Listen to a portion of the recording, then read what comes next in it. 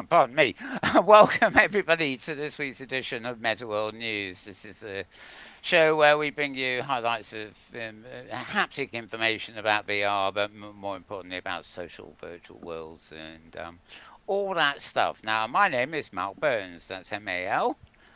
First word, B-U-R-N-S, second word. But I get squashed on the interwebs, don't I? So it's Mm-hmm.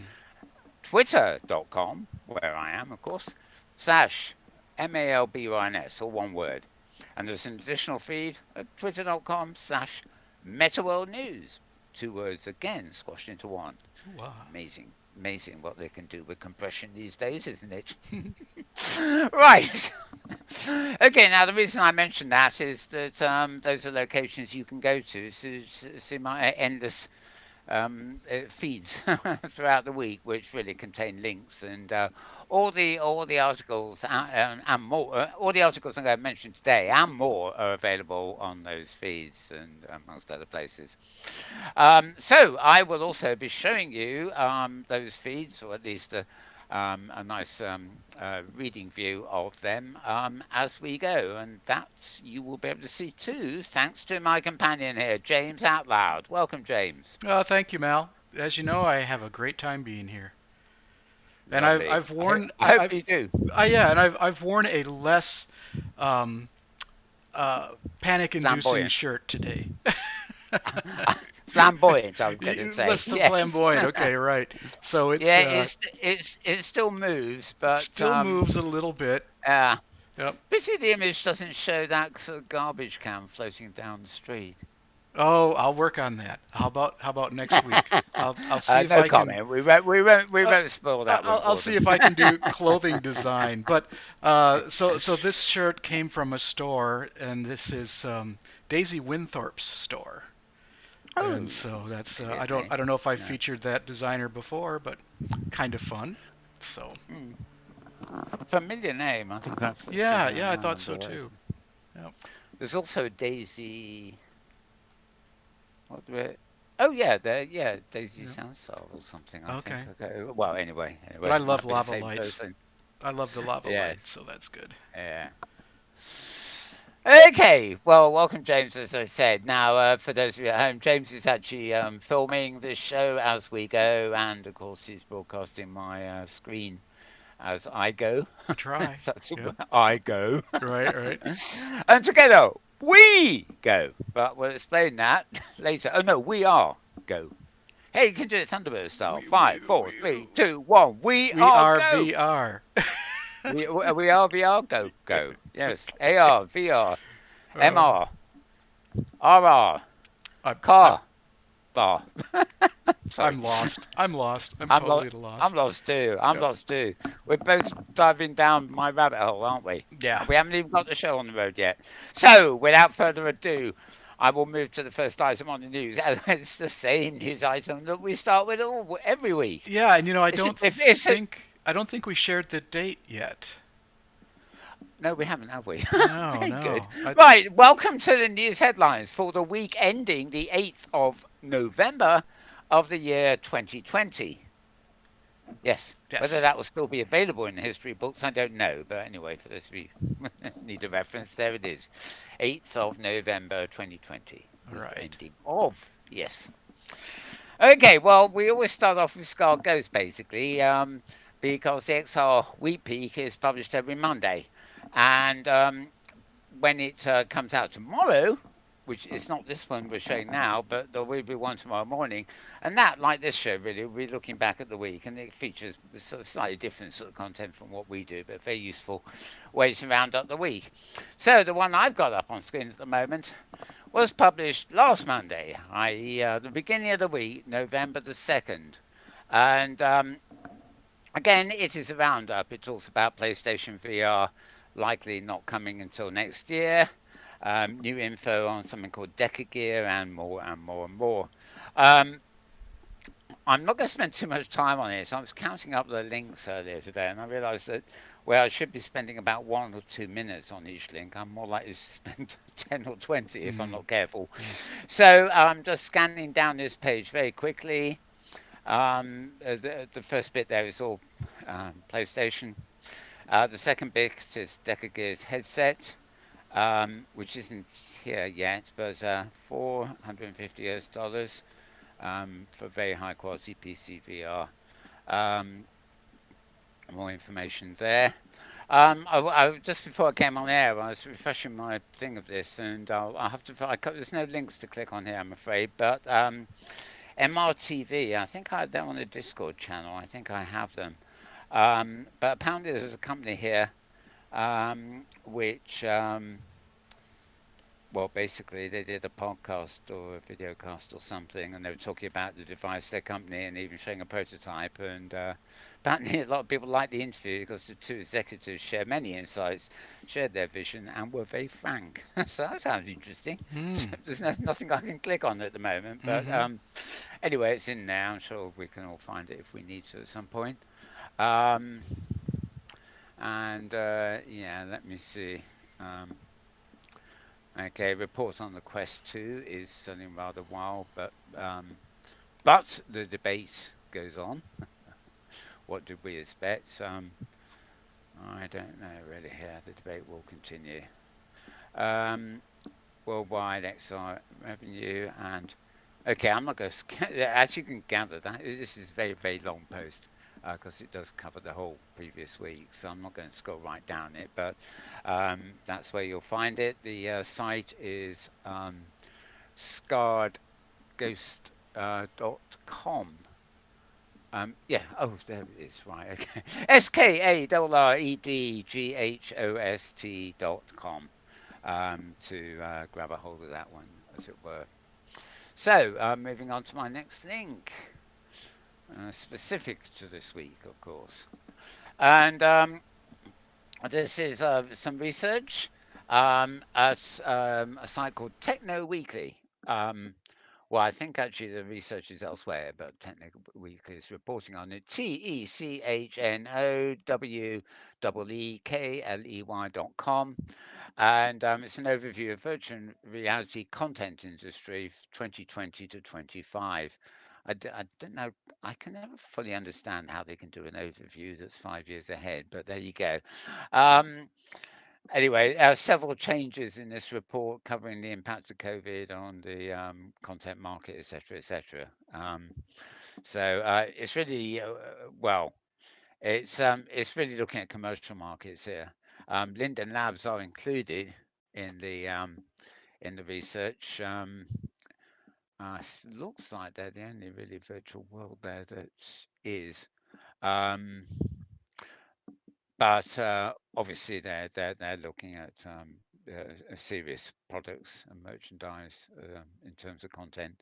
There's a link here. You can go to www.researchmoz.com, etc. Well, you'd have to be here, I'm afraid, and you can get a sample copy of the report in PDF form.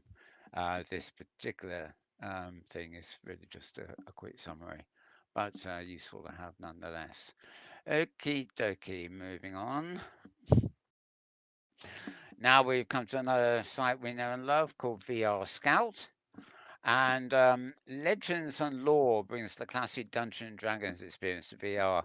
This is gaming, obviously, so it's a bit out of my normal brief, but I find it interesting because I never really played it very much, although I know the people that created Dungeons and Dragons years ago, back in the 70s, it was tabletop gaming.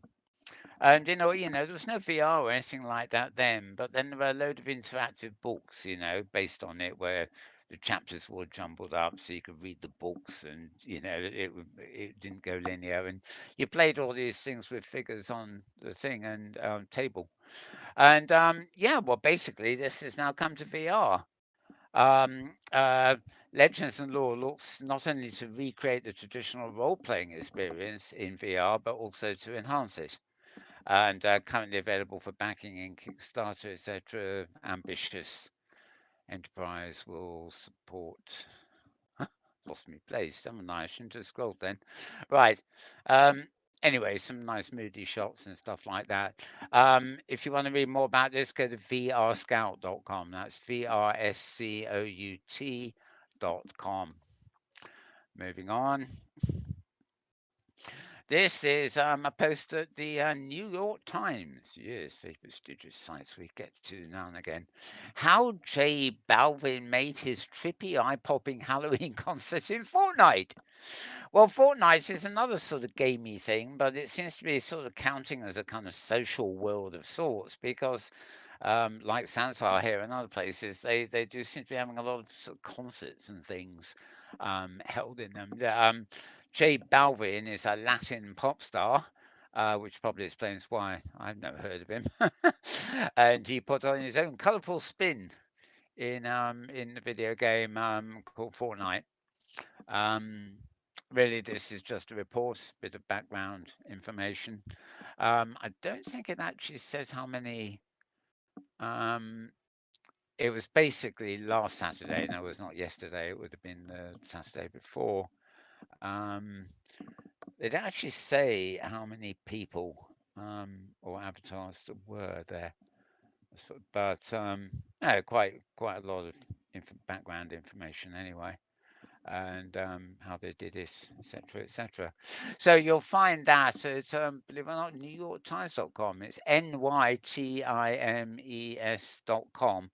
And that was posted on the 1st of November, which actually, well, it must have got to me a bit late because 1st of November was exactly last Sunday, wasn't it? Um, okay. Yeah, I'll move on from that. There was because I'll leave my comment to there's another thing coming up, a bit similar. All right. This interesting is a post from Singularity Hub. We did again. Oh, this is dated November 1st too, but it didn't get to me till later, obviously. This again is we did actually mention this I think twice last week, oddly enough. Um, it's um, basically it's a new display with 10,000 pixels per inch and could paint stunning VR worlds. Um, okay, basically created by Samsung and Stanford University, and they've published a paper in Science about it. As I said, it's the same product we mentioned on a couple of other blogs last week. So, what you want here simply is it's a good blog, basically Singularity Hub, SINGULARITYHUB.com, singularityhub.com. And moving on, I see the M word. Right. Microsoft are to expand Azure Connect's computer vision tech to commercial market. Um, they reckon the Azure Connect developer kit will soon find its way into commercial products. Um, Launched 2019, etc., etc. They've got a nice little schematic here of the way it will work. Um, Kinect is a really odd little beast actually because it originally came out as a sort of interface for the Xbox, and it had two cameras, and the idea was they would sort of pick up your hand movements and stuff like that by coordinating the view from two cameras and estimating what you were doing, and then translating your movements into gameplay.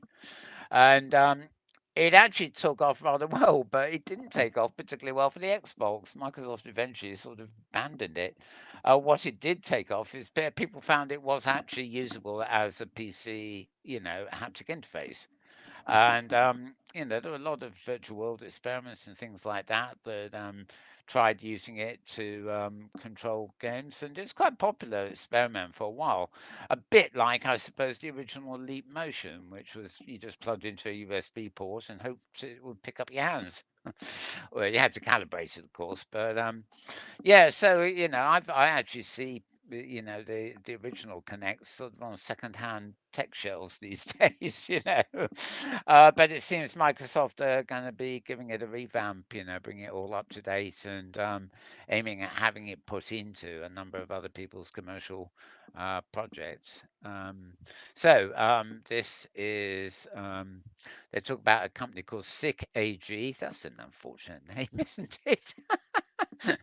No, I'm Very not joking. trendy There though. you Very are. trendy. Yep. Yes, sick AG. Yeah, and they are quoted as one of the companies that's going to they make intelligent sensors and stuff, and they're going to use Microsoft's product in its Visionary T system. Anyway, more about that at roadtovr.com. So it's roadtovr.com. And moving on. See, I'm really jumping through these today. Hopefully, we'll be on there for less than 5 hours. Great. Right. Okay, we're now at Forbes.com, Forbes.com.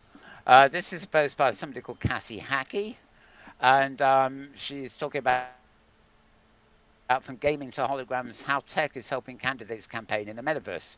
Now, I wonder what they can be talking about here. Candidates for what, I wonder? Hmm. Well, this was the beginning of the week. And actually, the first candidate mentioned is somebody called Barack Obama, who proved that social media was essential to reaching voters. Yes, indeed. Anyway, I normally keep politics and religion and everything out of this feed just as I avoid any virtual war with them in. Um, um, yeah, the source of all evils, really, between the two of them. However, this is a general look at things. It's not propaganda, and it's sort of it would have come out too late of well, it doesn't even attempt to influence any election or whatever. It's simply a resume of stuff going on. No malarkey station. That's quite like that. That's funny. Anyway, yeah, it mentions various politicians in passing there, and I know for a fact that both Biden and Trump had outposts, as it were, in Second Life. I avoided both of them. Not going to be favoriting anything there. So yes, it's exactly. Uh, um, it's all over now, but that's an interesting article about how the tech was actually helping the candidates campaign. Okay, so that's Forbes, Forbes.com. Right, moving in.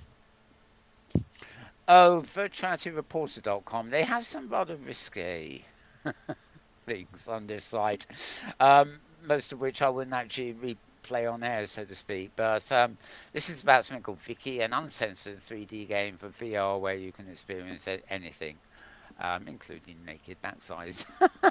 Sure. However, oh yeah, this sort of bears mentioning because it's a new dimension of social networking and gaming in one.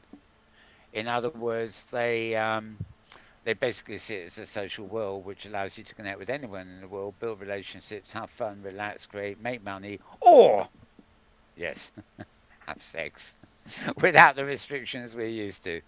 And obviously, a good way of advertising it is to emphasize the sex. Hmm.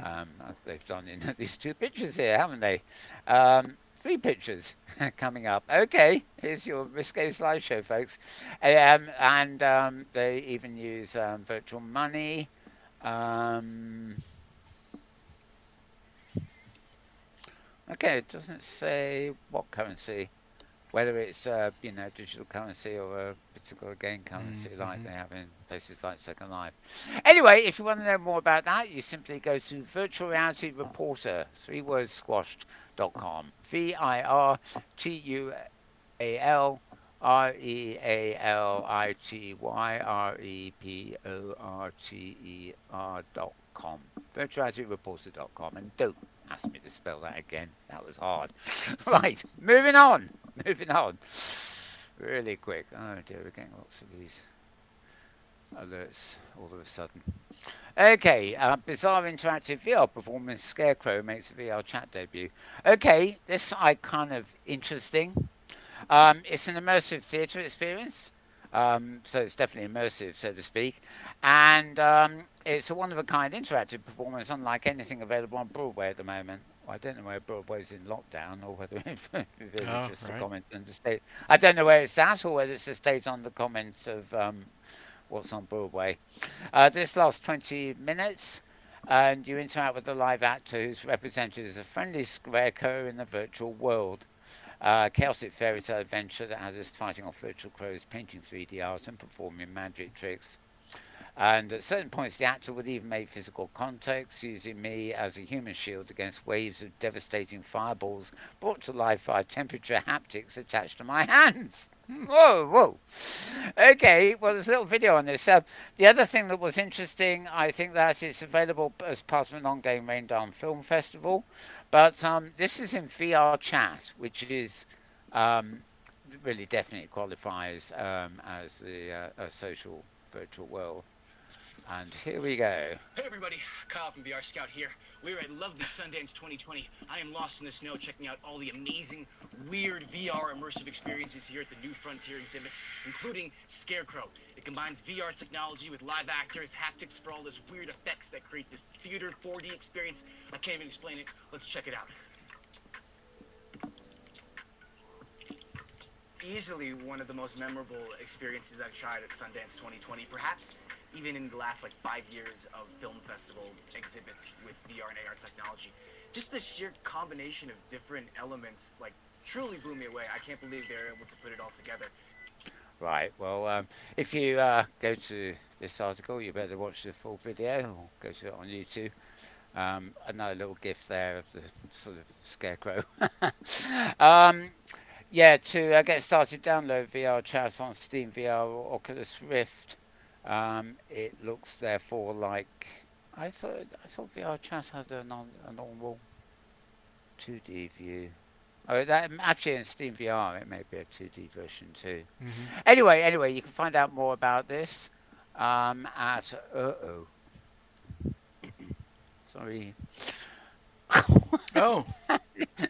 I've got so many layers here, and typically, this is the bottom layer. Okay, we're back. Oh. We're Okay. All back right. All again. right. Okay. Yeah, this is vrscout.com once again. So vrscout.com is what you want for a little bit more about scarecrows. Okay. Now, for those of you who don't know, we broadcast this news from inside. I was about to say high fidelity. What am I talking about? Sansar, wonderful Sansar, and Yay. Lost Horizon have announced a season of VR events. Now, that's Lost Horizon's virtual reality venue in Sansar here. Um, that I think I don't think it still exists quite like that. Or it may do because I think this was one of the side venues. But they're best known for doing the, the Shangri-La Glastonbury thing earlier in the year. And I was actually in here yesterday for another one I will mention in a few minutes, which was basically South Indian culture and very much done with the same techniques, lovely environment, really nice graphics and everything, and then a stage which layered real screen performers performing against a green screen with a layered stage as well. So there was like decorations in the foreground and then the midground and background and the real performers on a green screen. You couldn't see the green, but they appeared as the second layer from the front. And it featured musicians, and some of them were like typical Indian, sort of cross-legged with their little drums, and others were exotic dancers, and others were really quite modern, Indian pop stars, and there was quite a variety of stuff there. And they did say it would encompass the whole of South Asian culture. Hmm. So I really quite enjoyed it. I did read a review this morning that said they think that even at its peak there was only one shard, and that they had the impression not actually that many people turned up, but it certainly it didn't seem as crowded as the Shangri-La, I must admit. But there were good few people around me, to make me feel I was in a crowd with people. I did actually have to relog twice to get the stream sound to work, and it wasn't a specific sound issue because I was hearing voices and environmental sounds all along, but for some reason it took me two reboots to get the stream. But yeah, it's a nice little event anyway. However, Lost Horizon, who put it on, have actually um, announced more stuff going on, particularly this December, Hmm. which will be, sort of um, it's going to be a season of events in Sansa throughout December, playing host to DJs, underground acts, visual artists, and it will accumulate with Chasing Midnight, a 24-hour global celebration on New Year's Eve, which will take in 12 time zones and 12 countdowns. There you go. Hey. Okay, it's commenting on the up and coming season, Robin Collins, who's co director of Lost Horizon, says, "We're incredibly excited to launch the second phase of Lost Horizon with a raft of exciting shows in December. Plus, we have some huge plans for 2021 and beyond. In these troubled times, our mission is to bring some joy and real culture into people's lives." So there you go.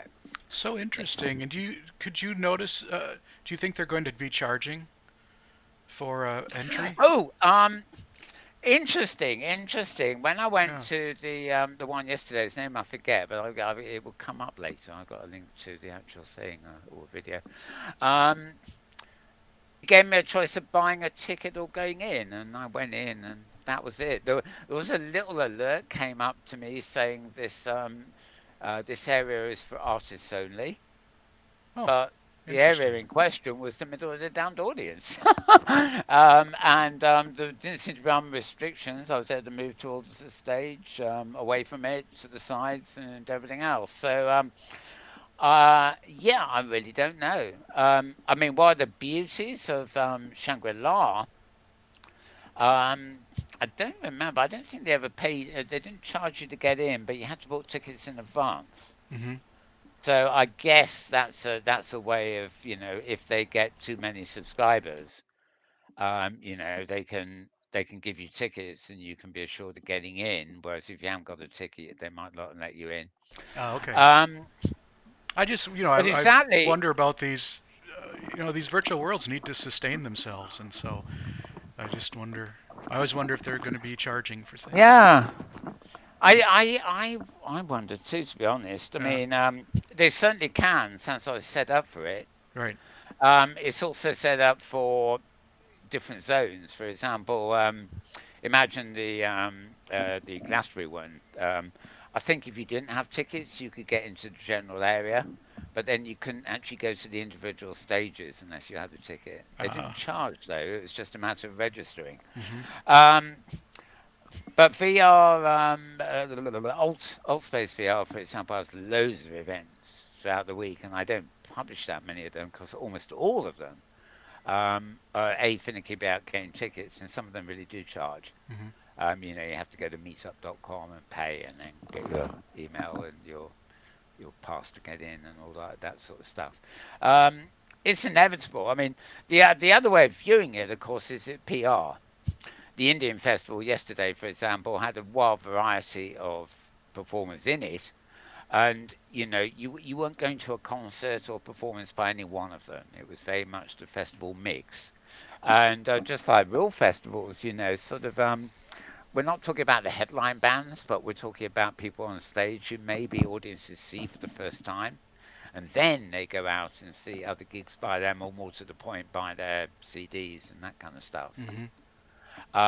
So events like that, and it's not, the commercial payoff may actually be in sales of other things in other places. Um, but I imagine, Samsung, the company, of course, do they certainly make money by charging for setting these things up for people. Mm.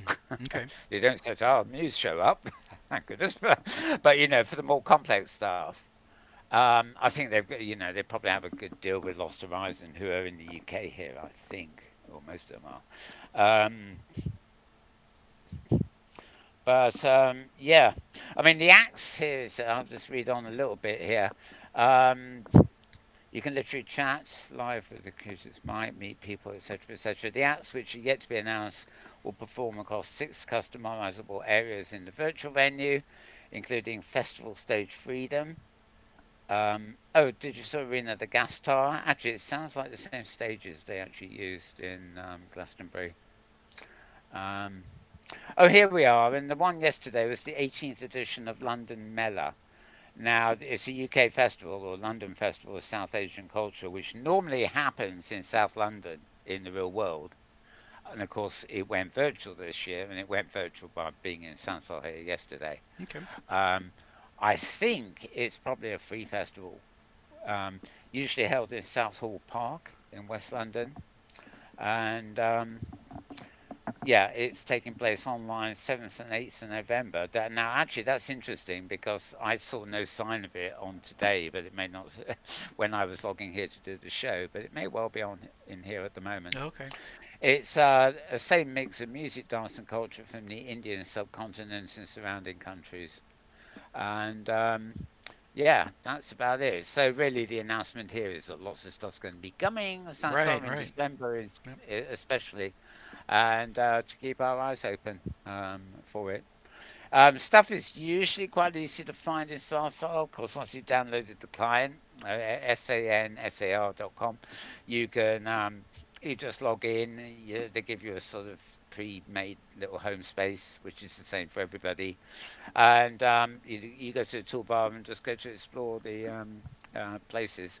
And usually, if there's an event on, then the places with the event on show up at the top of the list, and lesser populated places show up lower down the list. But I do know for a fact that there are some events happening in Sansar that don't show up when you log in. In other words, those are possibly events where people have paid for tickets and they're therefore hidden from the public view when you log in. In other words, you would presumably with your ticket you would get the address to go to and some way of verifying yourself to get Yeah. to the event. Yep. And I definitely know it's very much the same in Science Space, another virtual world platform.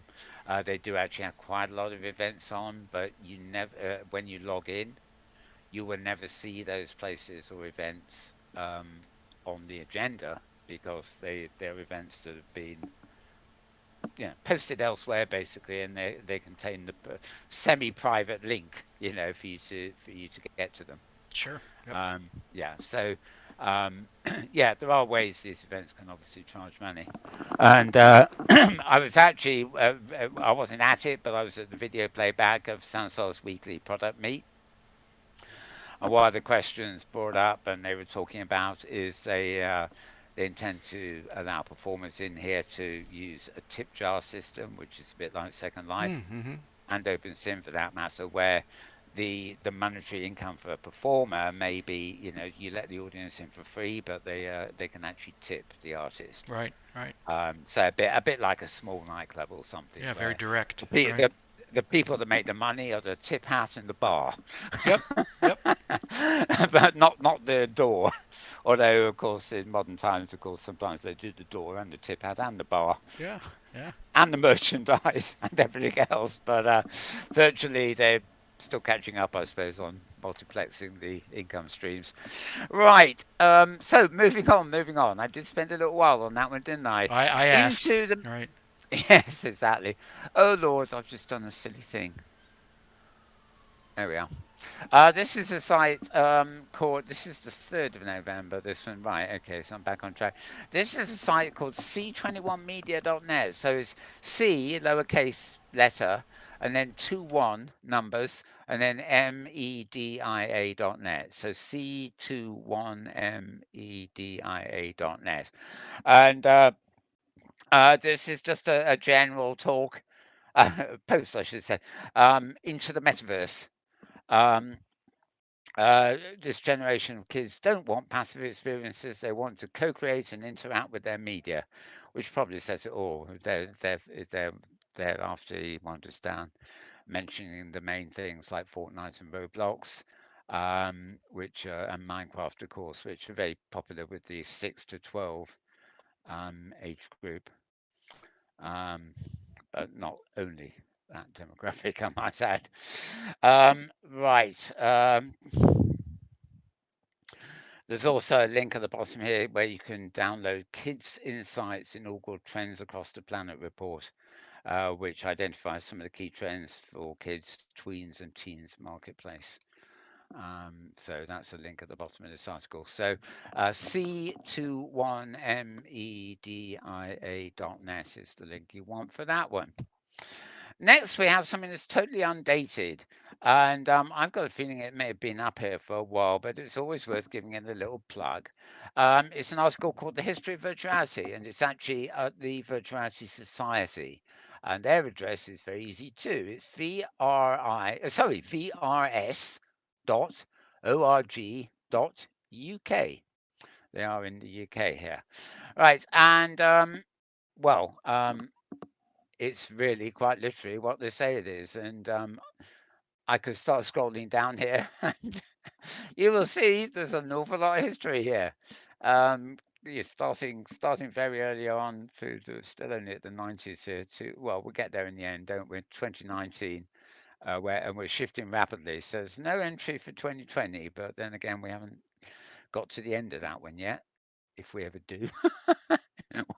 Who knows what more surprises 2020 has in store Who for us? knows, right? Okay. So anyway, as I said, vrs.org.uk, vrs.org.uk for that one. Right. Again, I've got a feeling he mentioned this last week, but we're back to Scarred Ghost, our friend from the XR Week in review, whatever.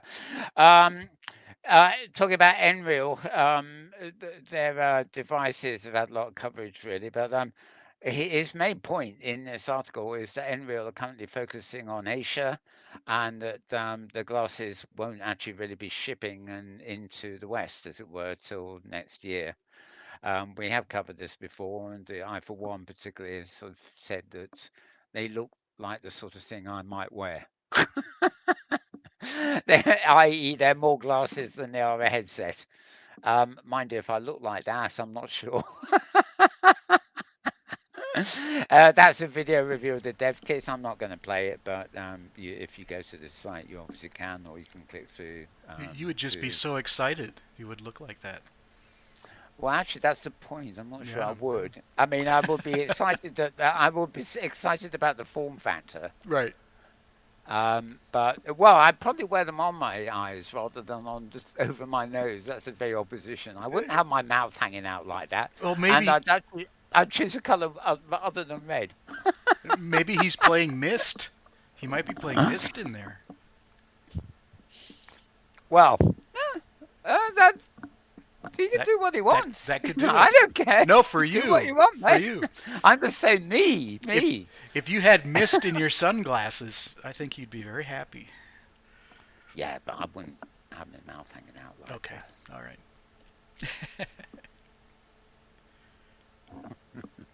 Yeah, yeah, no, point taken, point taken. Right, okay, so this post is at scarredghost.com, of course, SKARREDGHOST.com. And, cool, I can get scrolling now. God, there's still a lot more to come. Good job, I'm hurrying. Right, COVID 19. Whatever on earth is that? Sad to say. Sad to say we know. COVID 19 has accelerated industrial augmented reality and virtual reality use with their ability to minimize operator errors, reduce training time, and enable remote assistance.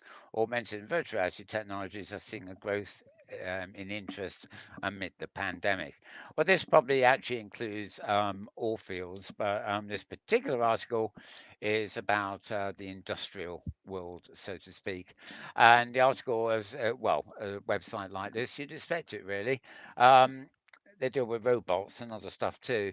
Automation World is the address you want for this. So it's AUTOMATIONWORLD.com.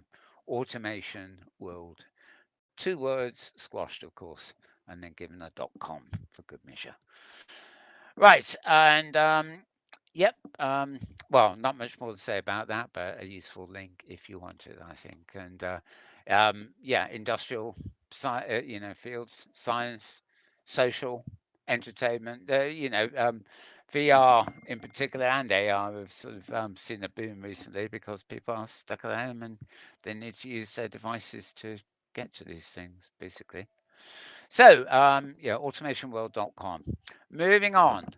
And another interesting here, this is genetic and engineering news. It's GENENGNEWS.com.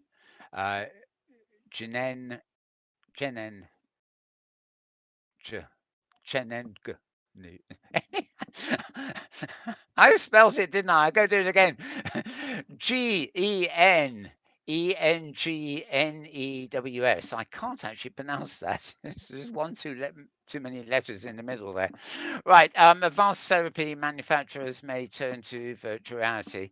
This is the life sciences sector they're talking about now. And they're talking about 4 Plus, a new startup bringing virtual reality into the cell and gene therapy space. We see these training methods as catalysts for that, etc., etc. Um, Again, the advantages of VR, there's a benefit in reducing the cost of consumables and of taking equipment out of production to train people.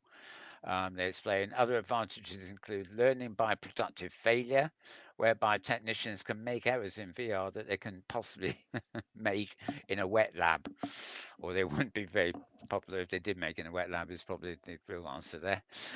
This company is based in Birmingham in the UK here too, so it's not in Alabama.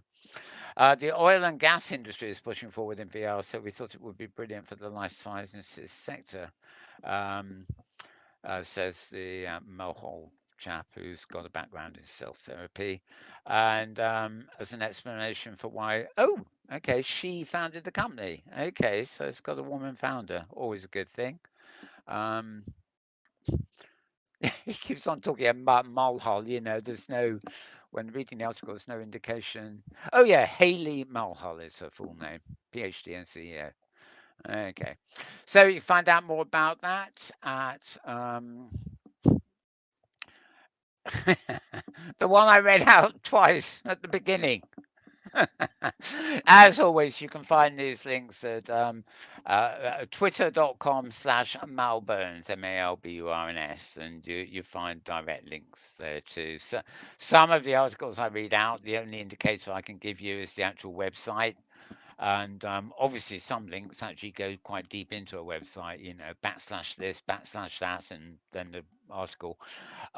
So if you have a problem getting to any links I mentioned, then just go to my Twitter feed, and when you click a link there, you can be sure it will take you to the actual page of the article. Whereas some of the links I read out here don't quite do that. Okay, moving on, we're back at roadtovr.com. And Kaz and Chavi present awesome things to do in VR other than gaming. Yeah, about time. Um, Play instruments in VR. Well, the moment it says play, I think game. But yeah, true. It's not gaming. You can play instruments in VR, and this is really an overview of sort of things you can do. You've got a keyboard there. You can do some meditating in VR.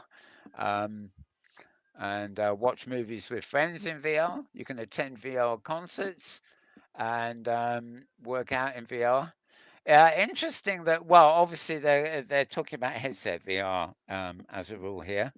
Um, they um um, they do plug Mozilla hubs too, which is nice of them. Um, and more links you can check out, etc. So this really, I mean, when they say you can learn in VR, they mean you can learn in VR. They don't mean you necessarily go to National Geographic or Tour de Anne Frank House. You might actually go to a classroom in somewhere as public as Second Life or as private as OpenSim, or points in between, really. Yeah, so yeah, that was that. Roadtovr.com for this one, roadtovr.com. And right, moving on to another one we go to now and again. This is DZEN, DEZEEN.com. DZine is a magazine. Oh, as you can see from the picture. So yeah, 3rd of November. This would what have been Tuesday's edition. Um, Space Popular designs the world's first VR architect conference as an alternative to boring Zoom talks rather. Yeah, the idea here is now this is a bit odd. not only do I think I've seen this is dated 3rd of November, which is Tuesday, but I feel like I've read this before. And of course, the event they're talking about took place on 21st and 22nd of October, which, unless I know I'm very confused about my dates, but I think that's the past. Something tells me that's the past. Anyway, the Punto de Inflection Conference was held in 9 virtual rooms set out in a grid inspired by Barcelona's street plan. I think what must have happened here is I probably tweeted the event when it happened, whereas this is a write up about it. So it's virtual reality specifically for architects. Space Popular say, as far as we know, it's the first of its kind in architecture. And Space Popular, based here in London, by the way, is the most ambitious virtual space we've ever built. Um, well, it may be the most ambitious one they've ever built. But I don't think it's the first of its kind. I mean, just in Second Life, there was the Keystone Bouchard, for example, used to have architectural wiki thing there, which is a 3D Hmm. thing. Architecture. In fact, it must be 10 years ago now. Philip Rosedale was over here in London, and I was with him at the Architects Society, where he was literally interviewed about architecture. The use of virtual worlds for architecture. And he was basically showing off a lot of Second Life pictures of nice, fancy architectural things. But I actually brought up the fact that people like Keystone were actually creating spaces, pavilion type spaces in places like Second Life that weren't architectural prototypes for the real world. They were designed to be new architectural designs for the virtual world. So, for example, you have a conference center. Do you bother with seats when you don't need them? Could you replace the seats with something else that would make the experience more compelling? And sort of, um, do you use height, for example? So the seats could be there could be seats, but they could all be lined up on a wall, and people just fly up to them and things.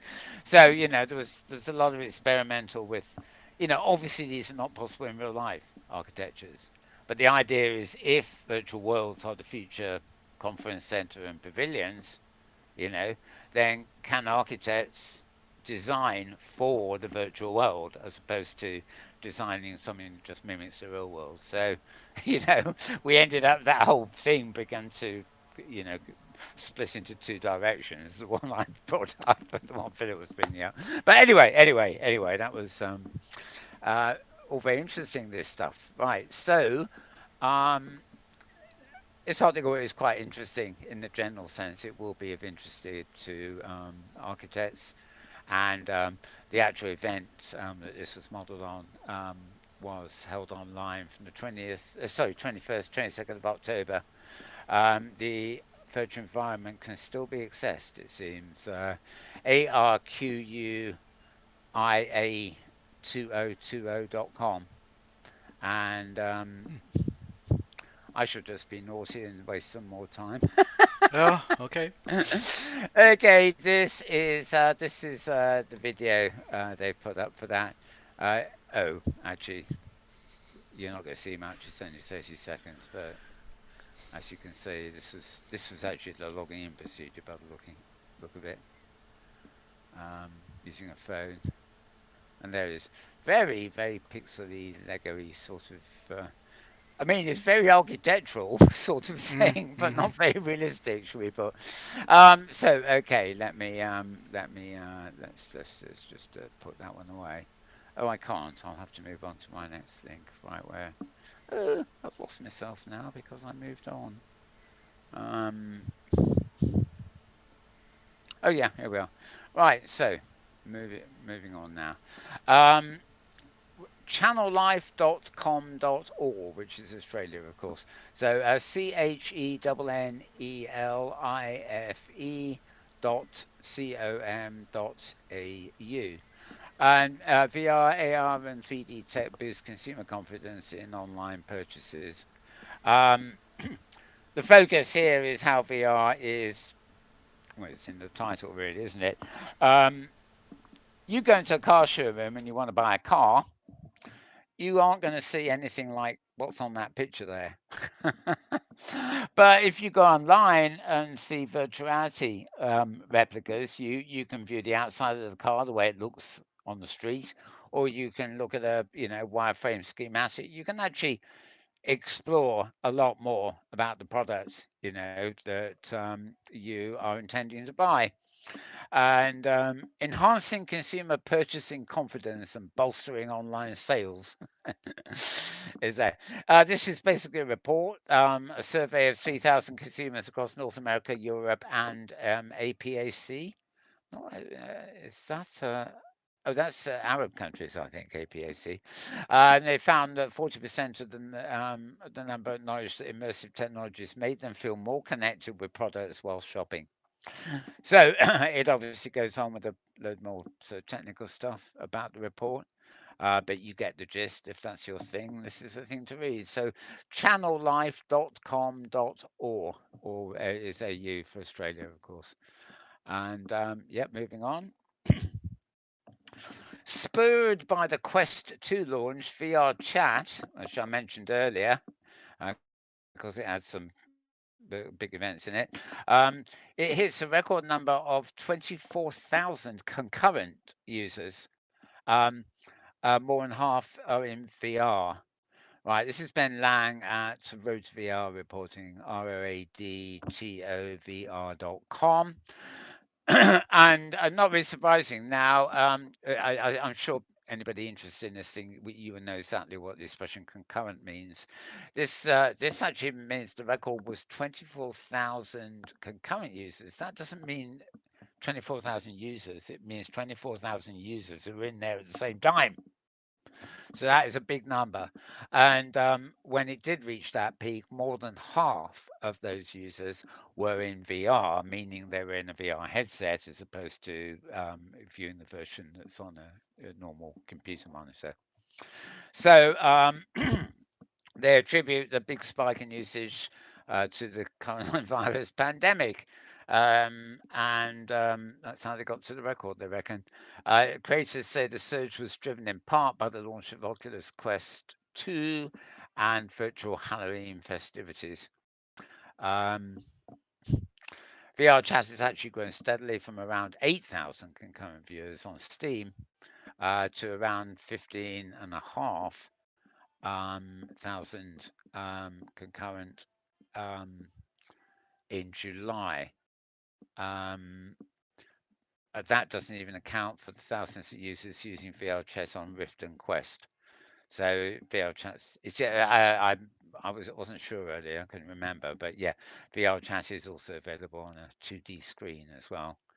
Um, yeah, so it's becoming very, very popular. I've always criticised it because everything I see filmed from there always seems to feature legless avatars, physically legless as opposed to too much alcohol legless. But well, it could be both, I suppose. But that isn't strictly true at all. It's that is an easy default, but apparently you can actually make quite complex spaces in VR chat. Something I mean to sort of explore, but there's just too many places to go and try Hmm. these days. Mm-hmm. Too much on, really. It Right. get you hard to get your head around it all. Anyway, that post is at roadsvr.com. And moving on, some would say our favorite hardware software company, others would disagree. Apple have been awarded a biometrics patent, or patents plural, for under display fingerprinting and self calibrating VR helmets. This is interesting. I mean, Apple get round to patenting a whole load of stuff. And this application was actually filed in September 2018. They've only just got it, if you see what I mean. Um, Whether this means they're going to bring out a self-calibrating VR helmet or not is open to question. The point is that they actually have acquired the patent on a system that they've developed for Touch ID and shortwave infrared optical imaging through electronic display devices, etc., etc., etc. And of course, their new iPhone's got LiDAR scanning technology built into its camera. Um, In addition to fingerprints, the sensor could be used for vein biometrics to determine the user's blood oxygen level, pulse, presence of a glove, wet or dry finger, etc., etc. Um, that's the under display fingerprinting part of it. Exactly how the self-calibrating VR helmet bit. Okay, method and device for improved interpupillary distance measurement. Suggests a possible use of interpupillary distance as a biometric for recalling a user profile with different types of head-mounted displays that have one or more processors, non-transitory memory, and sensors for imaging and depth measurement. Yeah, so they're thinking about a lot of stuff, aren't they? So, Mhm. question is, will those patents ever be used? Apple have now been granted them. It's taken them 2 years to get it, by the look of it, but they've got it now. So, this report, by the way, is at a site called Biometric Update. So, BIOMETRICUPDATE.com. Right, biometricupdate.com. Moving on. This is Smithsonian Magazine, which not surprisingly comes from the Smithsonian, doesn't it? Right, with augmented reality, you can now superimpose publicly exhibited artworks in your home. This is a kind of cute idea. I mean, there's well, let's say you go to an art gallery and you really like, I don't know, say you suddenly see a wonderful picture in a frame by Mansfield Parrish, right? And you think that is just the best possible thing. And you can go and buy a full color printed poster of it and hang it on your wall at home or something. But may not actually have enough space for more than one painting at once. So basically, you will get an augmented reality version. So unlike projecting it onto a wall space, it means that when you're using a phone or an iPad or tablet or something with augmented reality features, you can actually point at the empty space where you want the picture to be, and the picture will be there. And extending that to the idea of a sculpture or something is 3D by its very nature, then you could have an ornament on a table in front of you, for example, and it would never be there. But when you point your screen at it, it will suddenly be there in position mixed with your real world environment. And as you moved your camera around it, you would move around a 3D model. And, it will be as good as real as long as you're looking through your screen. Of course, the moment you put your screen down, you realize it's not there at all. Um, and likewise, I guess this could be extended to headsets too, especially if the content is 3D. I don't know how the Quest and all these things handle AR. Whether James, you might know whether you can see through to the real world. On the Quest, you can see through to the real world. If you, I mean, really just not. I mean, it's not a real high fidelity experience, but it allows you to, check and see where did I put that piece of furniture, or where did, am I going to run into this wall? I Right. think they're working on it, but the cameras are black and white, low resolution cameras. Yeah. Okay. Yeah. Okay, well, yeah, at the moment I think it's tablets, things like the iPad that work best with this, although Yep. phones too, even though the screen is quite small. But yeah, all this is related to, our extended reality environments, basically XR, one way or another. And yeah, um, it'd be a very good, I mean, just as you could put a slideshow on your, Google Assistant or something like that, and actually look at a lot of your favorite paintings or something like that, in a small room where you haven't got room to buy. Well, you might not even have the money to buy them, let alone hang them.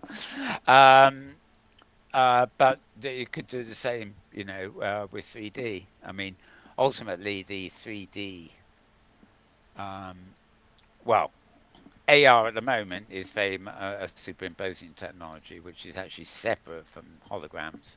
But ultimately, I think those two things will sort of converge at some point. A hologram is a very real thing, although it has to be switched on or off. Whereas AR is simply something that's an artificial thing that you only see through your screen or viewer. Right, okay, well, moving on. SmithsonianMag.com for this. Smithsonianmag.com.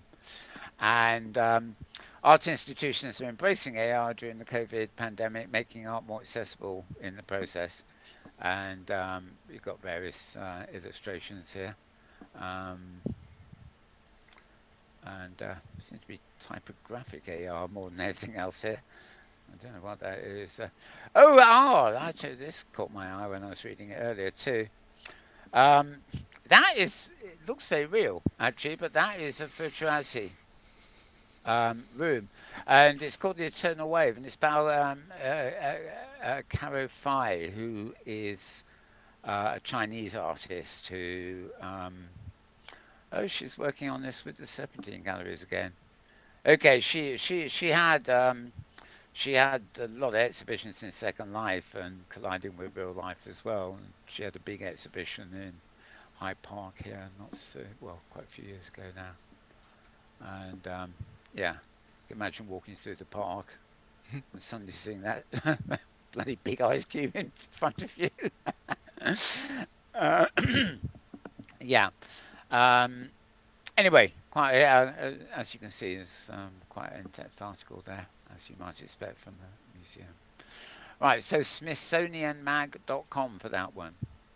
And we are nearing it. Well, let me say the end is in sight while I'm scrolling here. Okay. Okay. Right, Hollow Ride joins talking about hollows and whatever. This is AR Post. This is the easy one that doesn't have an M. It's arpost.co. Just a CO. That's all you need. No com or co UK or anything. CO. Holoride joins Calcom XR Enterprise program.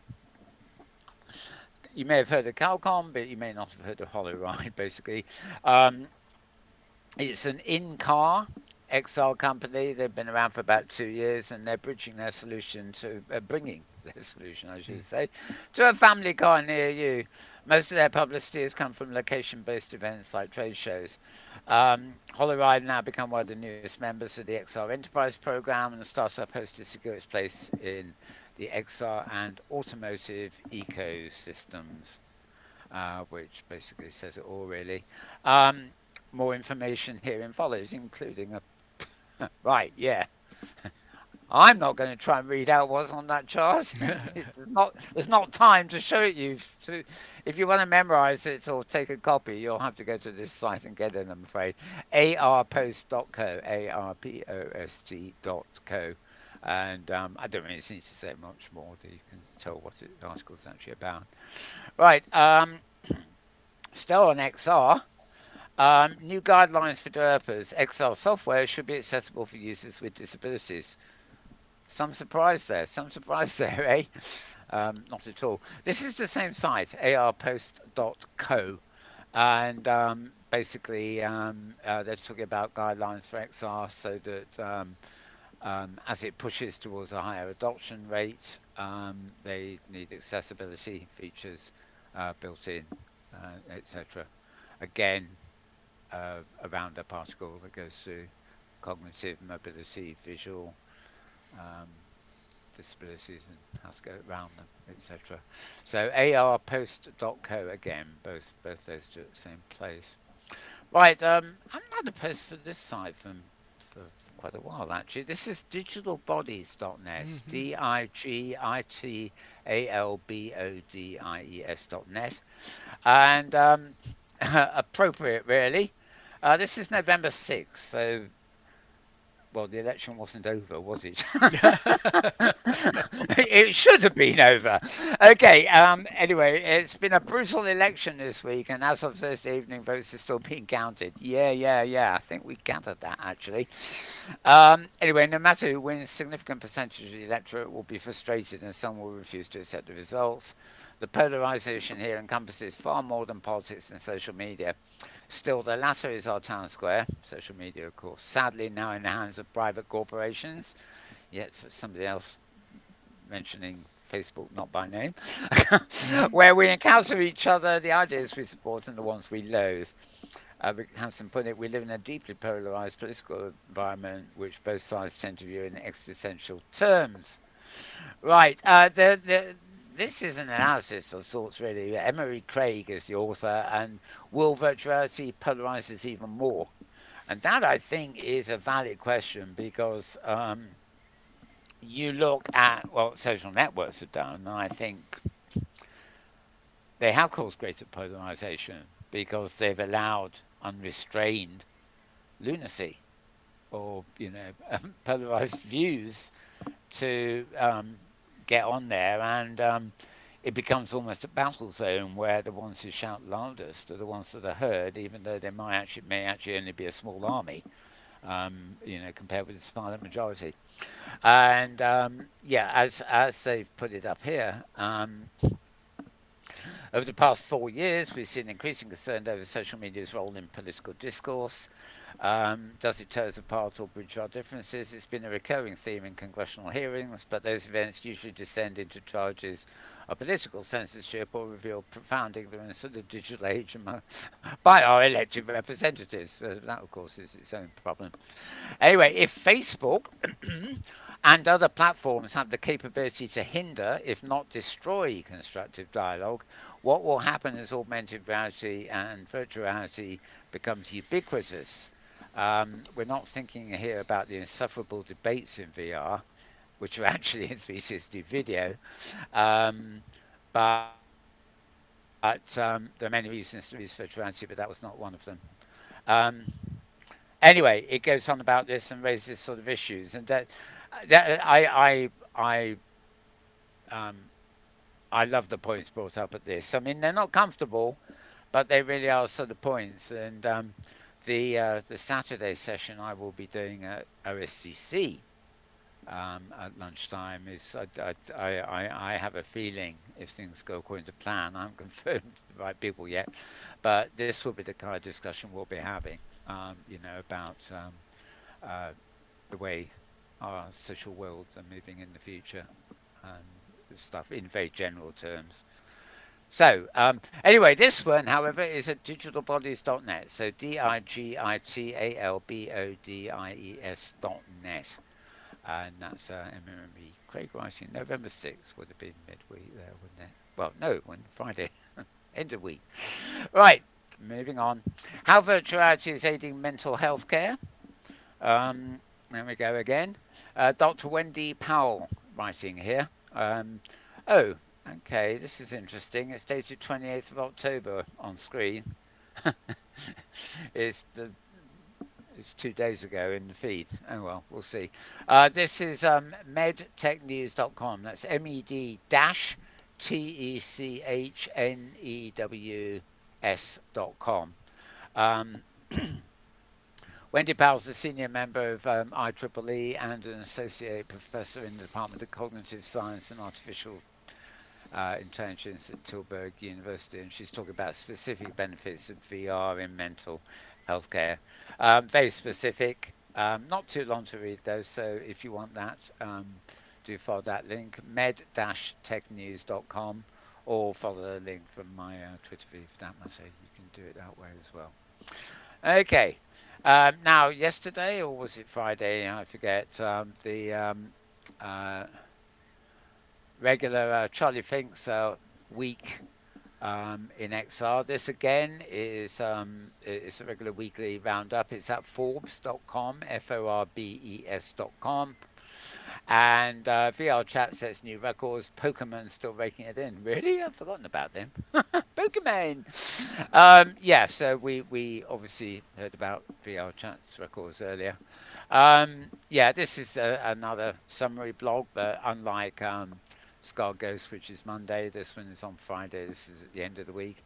Um, so, yeah, nothing particularly. Yeah, it's a short resume of stuff anyway. I can't think of anything on that list there. It's not stuff. Well, there's Connect again too. Um, yeah, there's interesting stuff there. Viveport giving 100% revenue share to developers, but also whereas HTC 5 was up. Yeah, French mixed reality startup Emissive has secured backing from HTC via its 5X accelerator program. I tend to be noticing a lot of these posts at the moment because anything that's about the headset isn't owned by Facebook is of particular interest. Hmm. Whereas the of not much interest is the ones that are, well, never mind. Right, moving on, moving on. Did I give you the address for that one? Oh, yeah, Forbes.com, Yeah. of course. Yep. Right, World Prism, the virtuality of electronic music. This is, well, it is VR, but it's about music. Um, they're talking about Tomorrowland, Mixcloud, SoundCloud, monetizing music live streams, and many music festivals doing paid live streams. Um, most real-world shows being postponed or moved to virtuality, and new ways of income are being thought about. And well, you of course asked this earlier about, well, are they selling tickets? Mm-hmm. James asked Mm-hmm. me. Sensorium Corporation have got a lot, not so much this week, but they've had quite a bit of mileage on the feeds recently. Um, Let me see. Um, Question is, do they answer their own question? I'm not sure they do. Okay, yeah, at the end of the day, I think this is really an advert for Prism um, platform. I'll just see. Oh, it's only 1 minute, so we might as well look at it.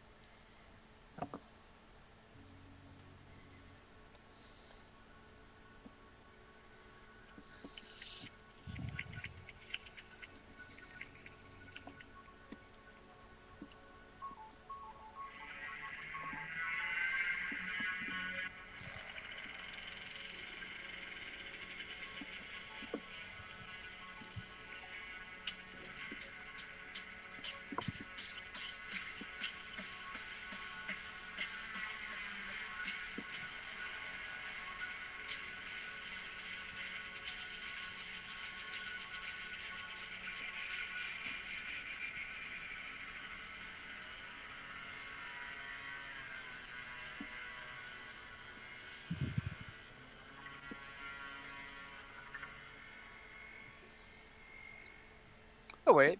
Sounds and looks pretty good, Okay. shall we say?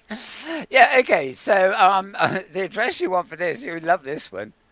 Wootmag. Oh. WOOTMAG.com.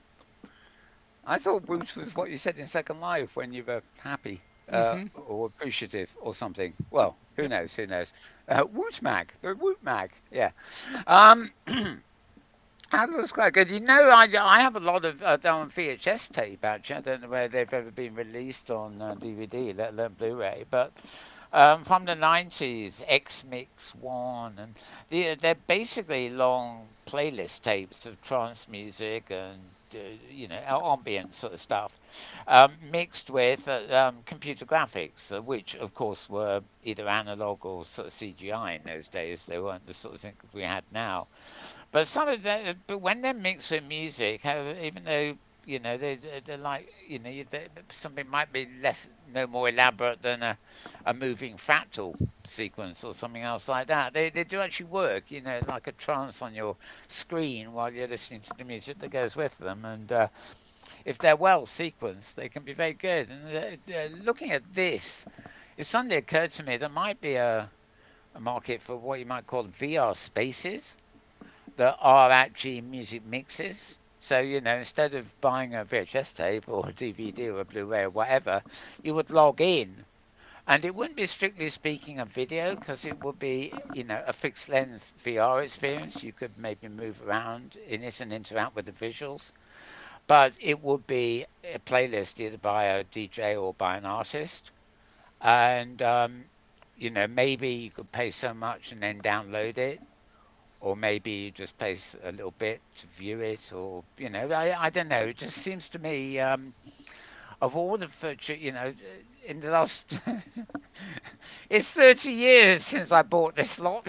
Ah, yep. So we are going back a bit there, but it does occur to me in all the years since, and with virtuality for the last 15 or more, I don't think I've ever actually seen that kind of experience translated into, even a 3D experience on a 2D screen. And it seemed, I think, graphics have obviously moved on tremendously. Um, but the idea with the tapes was that the music will pull you in, but the visuals that went with the music weren't just something you looked at. There was something that also pulled you in simultaneously. So you were being pulled into the visuals just as the music was pulling you into this sort of journey. And that's very different from just saying playing some music and having some nice animation on screen. You know, the two, that's nice too, but the two are separate. If you see what I mean, you've got some pleasant visuals like you might get in a nightclub or something, while the music is playing, and they go together nicely, but they're not necessarily designed to be totally interlocked. And I begin to wonder if maybe somebody should do that. I shall maybe ask some of my music friends if they fancy Mm. Mm-hmm. what they think of that idea, because it really occurs to me that it's taking inspiration from the days of videotape, but I can't think of anything I've seen that quite does that integral mixing. Anyway, you can read more about the World Prism there at wootmag.com, wootmag.com. You have to laugh at that, don't you? Wootmag. Mm-hmm. Right, moving on. The VR industry's breakout year is just the beginning. Now, this is a site in Australia called Stockhead. Um, stockhead.com.au. And they're saying 2020 is a breakout year for virtuality, of course. And they mentioned the movements of Zuckerbergers and Facebooks and stuff, of course. But they do talk about other things and the effect of COVID, etc., etc. Um, VR becoming more mainstream, and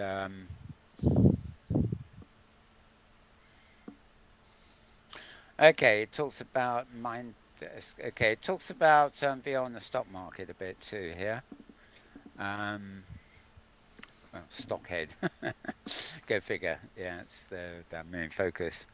Um, yeah, if you're interested in stocks and stuff like that, and the VR industry on that kind of level, then probably appropriate post for you. Stockhead.com.au. And my final tweetery, right, which would have been maybe today. No, not quite. November the 7th. We're back to Scar Ghost again, actually. Um, SKARREDGHOST.com. He's done a quick review on how to use Oculus test users to log in on multiple Oculus Quests for sideloading without the need of a Facebook account. Um, this makes a change from the usual moaning about needing a Facebook account to get into your Oculus. Um, you can apparently get round it by joining, uh, there's a Oculus Test Users Club or something, and it gives you a kind of fake Facebook ID that works as a login, and they've come up with examples here, and this is the sort of thing you'd think the Fastbook would have been listening to. Apart from the consumer issues, I'm listening to many complaints also from little companies and educational institutions that usually employ some consumer quests to use or test their own customer experiences, and that they now find themselves in a difficult situation of being forced to use personal Facebook accounts to log into Quest 2. This, of course, is unfeasible because a company can't ask its employees to use the personal Facebook account to log in um, on a VR headset. There's a solution that can help some of these problems that lets you log in on multiple Oculus Quests that you own without using any real Facebook account, at least for now. If the only thing you want it to do is side-loading applications. The solution is called Oculus Test Users, and he then goes on to say, "Let me show you what they are and how you can use them." And yeah, um, then tells you all about it. As usual, it's quite a long post because Skull Ghosts don't do anything but in halves. Hmm. So it talks you all the way through doing that. So if you're in an educational or institution, or in fact developing stuff you want to, maybe distribute for Oculus Quest at a later date, you do need a way of testing it, and Oculus officially won't let you anymore because you then need this Facebook login. So and also they want your login to be tied to only one headset. So, you can't have two headsets and use the same login on both. So, I mean, they're really just making life bloody awkward for the purposes of, invasion, surveillance, whatever you want to call it. It has nothing to do with VR whatsoever. It's just to get into your head, or onto your head at least. So, anyway, that post is, of course, at scarghost.com, SKARREDGHOST.com. And with that, I'm finished with the Malbones Twitter feed, and I think I maybe got through them a bit quicker this week than we normally do. Not Well, sure about well, that. Probably only over an hour so far because we were late start, hour and a quarter, I think. Okay, anyway, moving on to just a few other things. Um, as I said yesterday, um, I was in Sansor here for London Mellor's presentation of Mellotopia. Oops. Oh,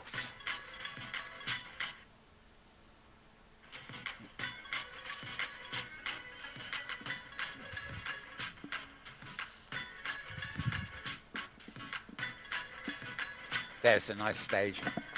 Nothing on it, of course, at the moment. But... So that was the trailer for it, and as I said, it was pretty okay. Right, let's close that one. Um, okay, this is another one from Sansar, which is a weekly events recap. This is published on Tuesday.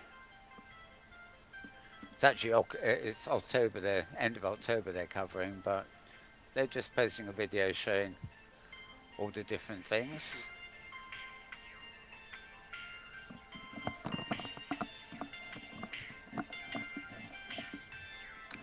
Oh, there is something on today as well by Space Sailor. I forgot what it is, but seeing that reminded me. Space Sailor again.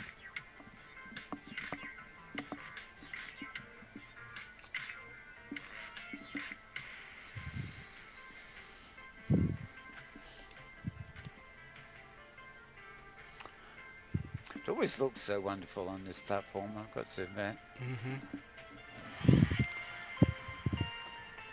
Imagine if they'd come to what are we called again? Out Loud One or something. No, never mind. Or That studio, would, yeah, yeah. Don't think that would be so picturesque. not so colorful anyway. Yeah.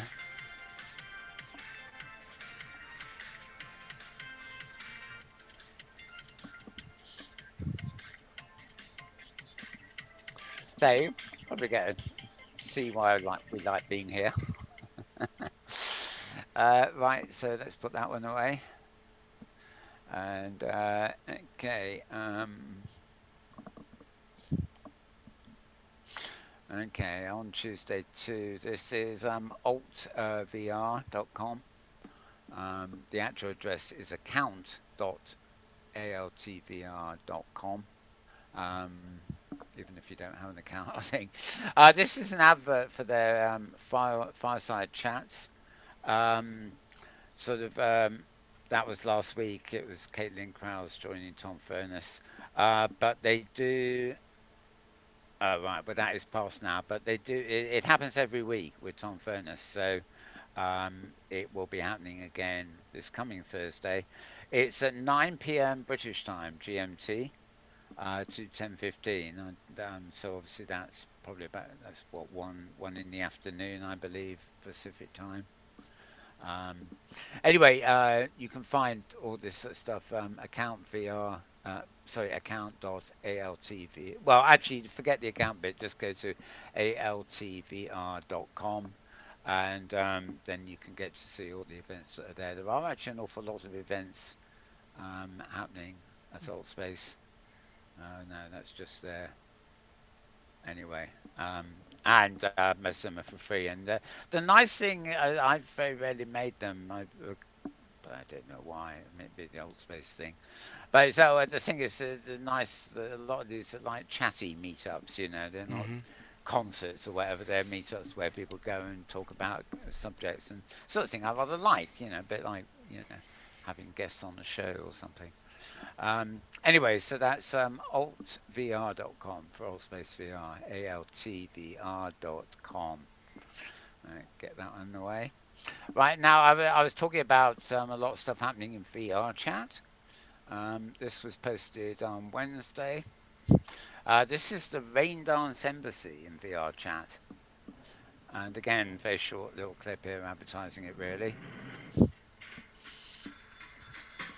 And that's a London telephone box. Well, a British one. Hello, Raindance here. Oh yeah, we are in VR chat. We have a virtual embassy here. When you walk in, you will see two beautiful paper beasts. Go visit the galleries, then go and take a picture on the red carpet. Have a cocktail in our club, and jump through portals to other worlds. There's even a hidden speakeasy if you can find it. Oh yes, there's no stopping us. Like that. So, do I go to VR chat this week? That is the question. That's actually started. Well, that was posted on November 1st. Um, but I think it started earlier this week. Okay, I'm not sure of that. Anyway, if you. What the? That's not what. That's not what I wanted. That was interesting.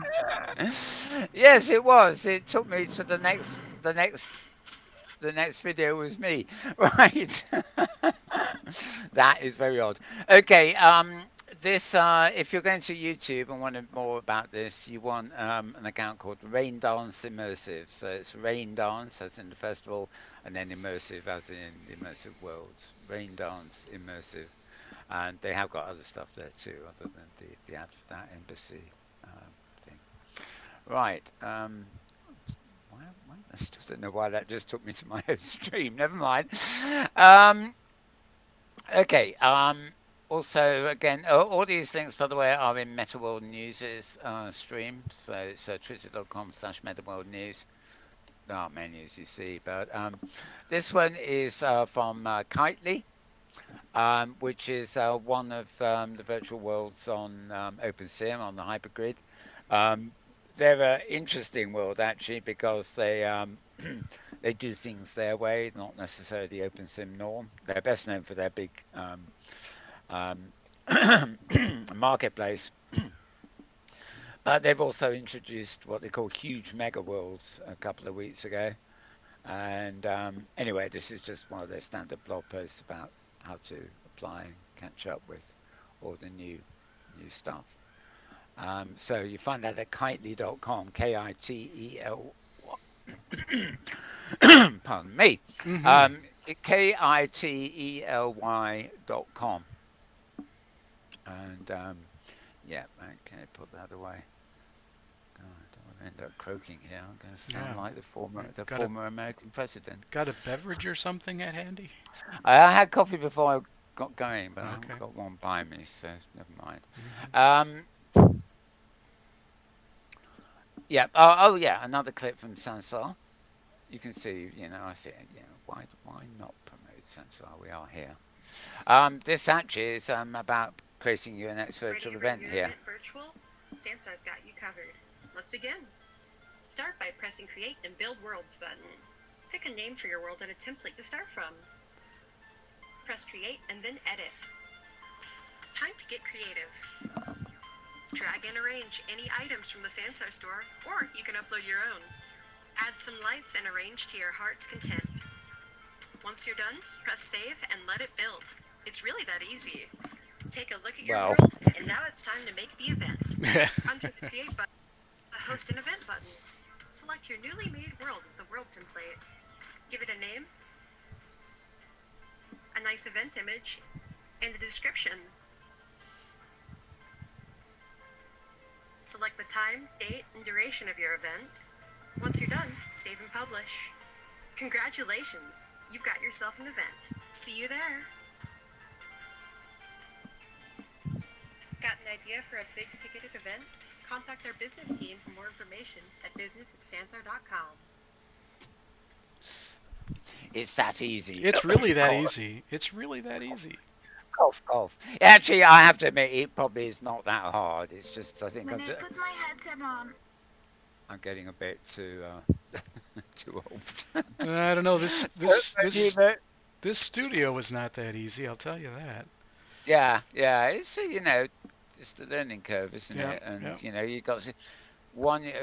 I'm so used to things like OpenSim and originally Second Life and stuff. I find it, after years and years of those metaphors for creating and stuff like that, moving into something that's different, whether it's Unity and or tools in other worlds, it's just never quite the same. And Yeah. I don't know. It's like using arrow keys to move around. I forget that it always used to be WASD keys. And when I come across what are actually new worlds that don't respond to the arrow keys but work with the old WASD keys, that confuses me too because I think, come on, the arrow's obvious. But there we go, there we go. Right, okay. We already had the post about Lost Horizon announcing a new season of VR events, didn't we? So it's in both places here. Um, okay, yeah. Um,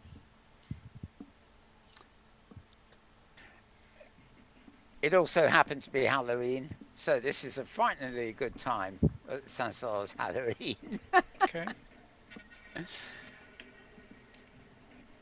I think they deserve a bit of promo like this 1 week at least. Sure. Halloween is built for virtual worlds, after all. Yes, well, exactly. I always used to be incensed actually about in Second Life. Halloween always seemed to start on the 1st of October, Yeah. and by the time the real Halloween came, you were sort of crying, get me out of here.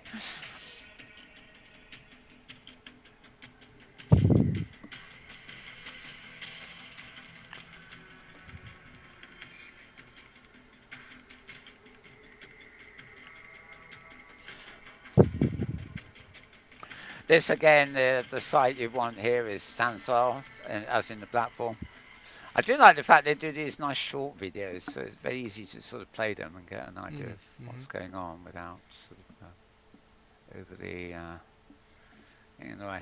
Right, one more. Do you know? I can't quite remember what this one is. It's definitely Metaworld news material.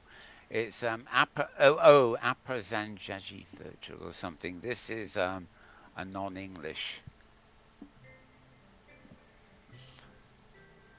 Um,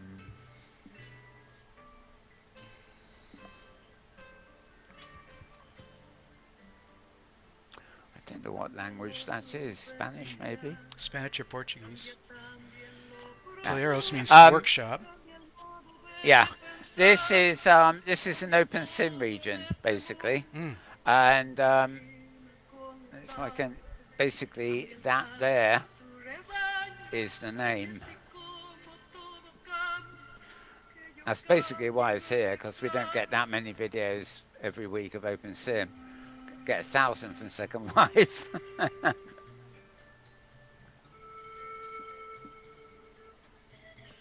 All right, I'm not going to continue with this because it's 11 minutes.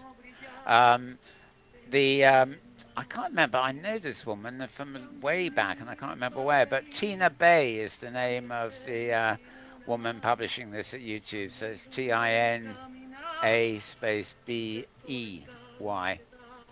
So that's the site you want to get to if you want to listen to a bit more of that, or a lot more of that for that matter.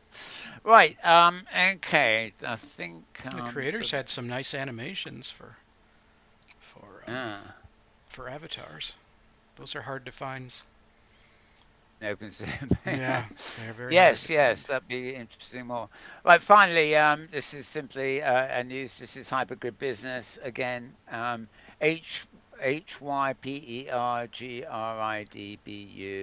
hypergridbusiness.com. And okay, it doesn't show it well. Let me see. Basically, she's conducting an OpenSync grid survey, which will be, she does a roundup of the year in OpenSync, kind of at the OpenSync Community Festival, which is in about a month, 4 weeks' time. Well, just under 4 weeks. It's 4 weeks weekend, this weekend sort of thing. Um, so this is how she gets a lot of the data she will include. And oh yeah, you can see there if you're on the actual website. You can see the questionnaire as it well, which she wants you to fill in. So if you want to help her out with her stats, do go there and fill in all the data for her. Right. Okay, I think that is it for Metaworld News' feed. Just oh yeah, also at Hypergrid Business, of course. Um, She also published the OpenSync conference registration is now open too. So, Yep. um, hello. Why does that not? Why does this site not convert into? Oh, I know. I've opened it in the wrong. I'm in the wrong browser, aren't I? Oh dear, silly me, silly me. Um, no, there we go. Right. That's the survey. Okay. I basically pressed on it and I opened it in another browser, not the one I'm using here. And now, of course, it doesn't want to open in this one, does it? Oh yeah, grid survey. No, that's oh God, what's going on here?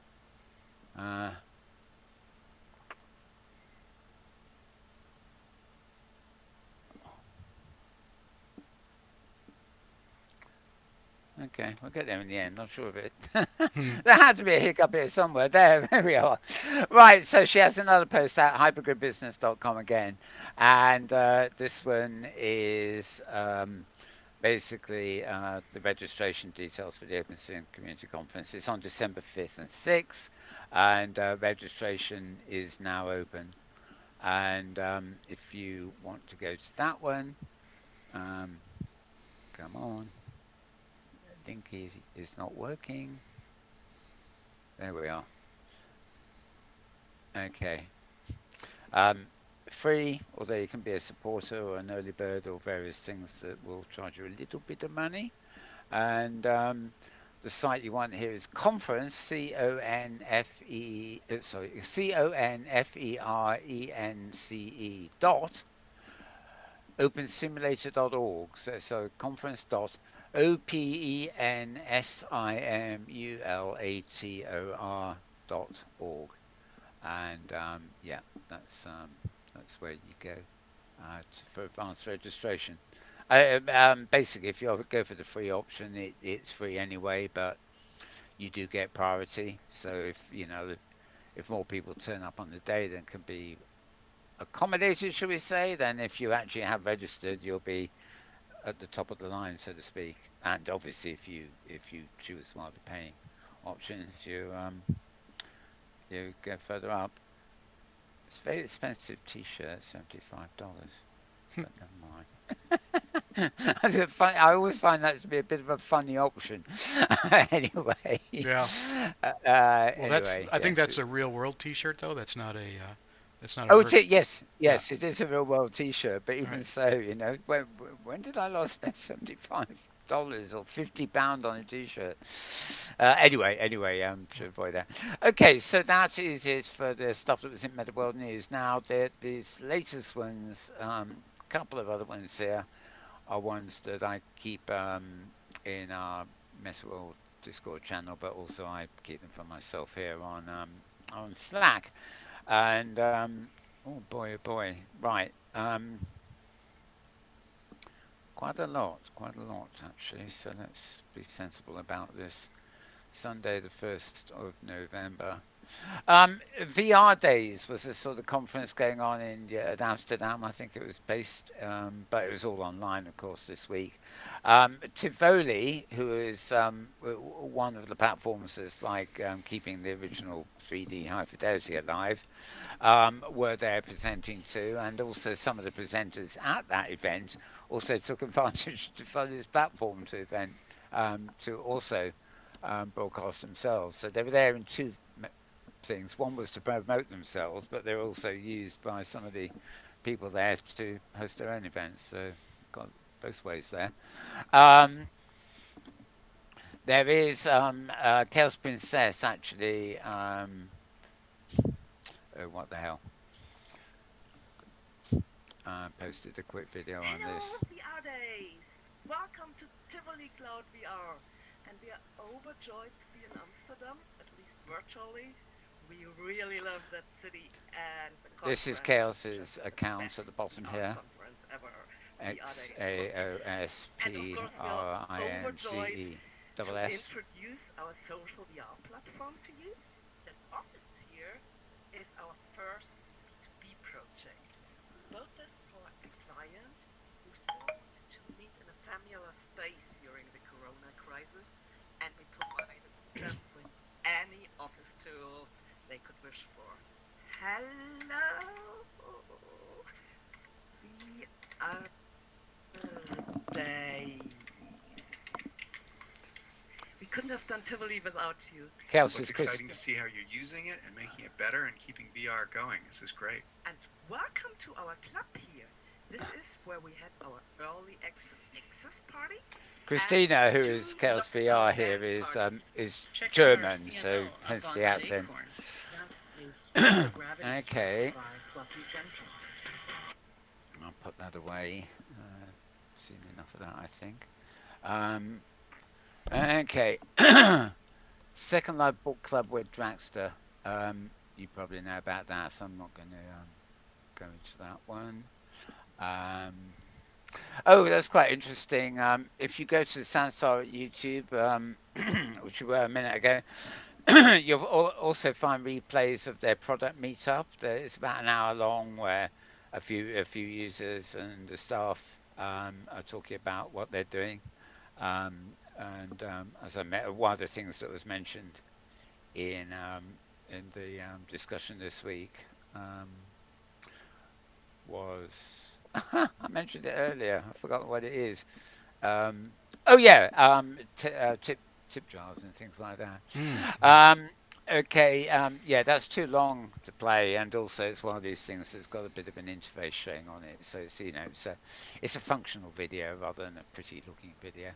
Um, we also have the latest edition of Upload VR, or rather the VR download, Good as it's evening, called. good morning, good afternoon, wherever you are in the world, and welcome to the Upload VR Download, our weekly podcast. Actually, twice weekly now, because this Exactly. Yeah. There's only one half of this week so Yeah. Where far. did Mondays go? I haven't seen it. Yeah, I know. I was just wondering that. Yeah. This is the only one that actually came out this week, even though it's technically only one half. It's an hour long or something, and Jamie and David discuss interesting titles coming to Quest and Steam VR. and questions Sony's messy generational transition effects on PlayStation. Um, yeah, so a bit indulgent there, but for those interested, very good and very intelligent. Very easy to listen to while they're Mm-hmm. talking. Mm-hmm. Although they do tend to be focused on games quite a bit. Well, I was looking Right, forward to that Monday show. I don't know what, but they must have and it had didn't happen. technical difficulties, is what I imagine. But I haven't heard anything uh, officially. yeah, yeah, that's all. That was yeah, that was posted on Friday. Yeah. So Well, I saw yeah, it pop up, the day of, but I wasn't able yeah. to attend because I was working. And then I went to look for the recording. It's like, nope, no recording. Ah. Actually, yeah, I think I remember that too. Yep. There was a post, 'cause, some of these programs on YouTube, they annoy me completely. Is that they set a time and date for their show, and then they post that to YouTube, and then it comes through to my feed, and I click on it, thinking, right, I'll go and watch that, and then I get through, and it says it's not there. It's going to be live in 2 days and 5 hours or something. And when it does go live, there's no notice at all, so you miss it. Unless you're studious in terms of writing down the time and place and a reminder for yourself. Um, there is a button on YouTube that says reminder, but that only works if you've got YouTube open at the time it goes live. Um, so it's really, yeah. I mean, I wish people wouldn't do that. I mean, the whole idea is to send a ping out when you go live, not to send a ping out days before and then not send one out at all when you do go live.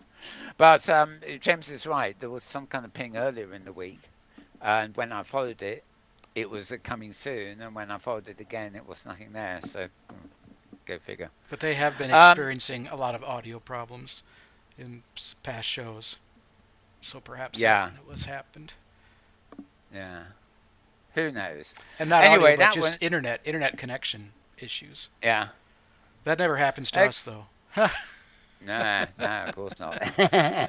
We're clever. knock on Right, knock on upload wood. VR is upload VR is the name of the account there if you want it. And as I say, this is Friday's show, and there's about um, um, an hour of it um, yeah, to listen to. Moving on. This was yesterday. NFTs and gaming and metaverses. What are I can't remember what NFTs are. Oh yeah, these are the There's no VR when you open the mouth for. the F in this stands for the fumigables, the virtual Oh, currency. Here we are. oh, Yeah. Torino says we chat with the founders of Sandbox, Blockchain Game Alliance, Somnium Space, Decentraland, and the growing NFT gaming market, which I think is non-fungible tokens non-fungible. Yeah. gaming Yep.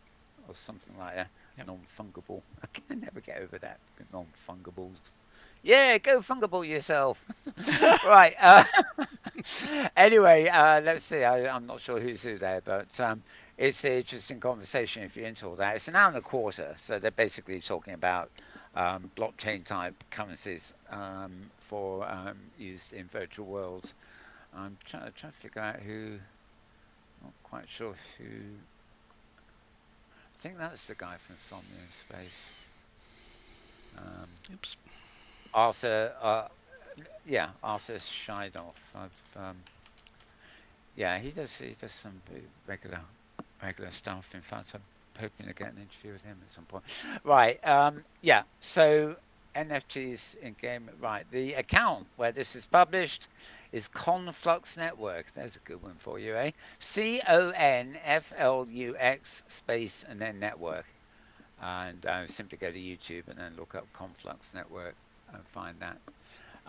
This one I don't think is in any of my actual public feeds, so I can't tell you to go to Twitter or anything for that.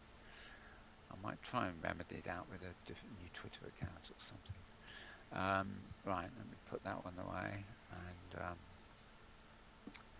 I'll put these other ones away too. Actually, I need to keep one tab open, otherwise I'll lose the browser. Right, here we are. Okay. Right, this is. Oh, Okay, I don't want to advertise this one. Well, This account is for Oculus, and this is Facebook's future with social VR. Um, you, yeah, can I get rid of that? Yeah, exactly. Um, how they'll talking very amicably as if the future is social VR. And, how they'll that's take over not the that. world. Yeah, quite Okay. exactly. Okay. Right. This is Charlie Fink when he's not at Forbes. He's got his YouTube show on Fridays.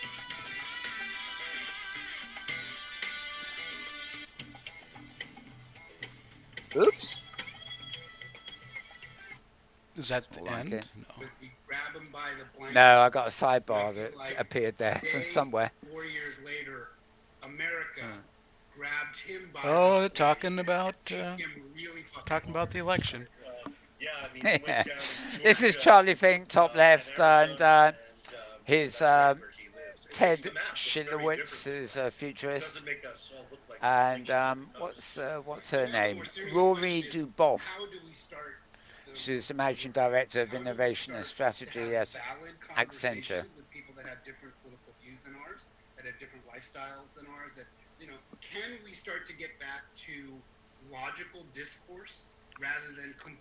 Okay, this week in Exile podcast is the account you want. Again, I wouldn't. This is on the.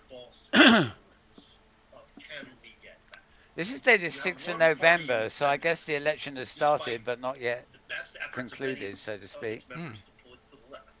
It is very much a centrist party. You have another party that's going far to the right, and it's controlled by its far right element and is huge. The only person who got punished for being a wingnut last night was Donald Trump. All the rest of them are still in the Senate. They grew their position in Congress. So this was a repudiation of him as a talk show host. Yes, indeed. Okay. Point taken. Okay, well, clearly that is quite a long thing. That's 25, well, nearly half an hour, in fact. So, yeah, Week in XR, this Week in XR podcast, every week on a Friday there at YouTube. Okay, put that one away for now. Um, if you're into Second Life, um, again, this one, I think I probably published this in my Mark Bones writer feed, actually. Um, but this is an account for Second Life, the platform at YouTube. And they do a few destination guides and a few things I do publish. They also have a Friday show called Hello and Lab, welcome to LabGab, a live stream variety show. as she said, LabGab. Um, I don't like this. It's indulgent a lot of the time, and also, you think they be able to kill their interface, when they can put so much work into their set. It's just sort of, you don't mind for a couple of weeks, but somebody must have told her by now. So I don't like that, but it's an hour-long show anyway, and this particular show isn't interviewing a resident or anything like that. They've got Oz Linden, one of the Linden staffers there, and they are talking about something called Uplift. Uplift is referring to the transition of Second Life's regions from their own servers to Amazon cloud servers, which they are sort of half. They haven't completed it all yet, so I'm a bit behind, maybe because of COVID. I don't know, but enough of them have moved. So they're talking to Oz Linden, who's the vice president of engineering, and um, Mazidox Linden, whoever he, don't even know him. Oh, hello, Mazidox. Well, never mind.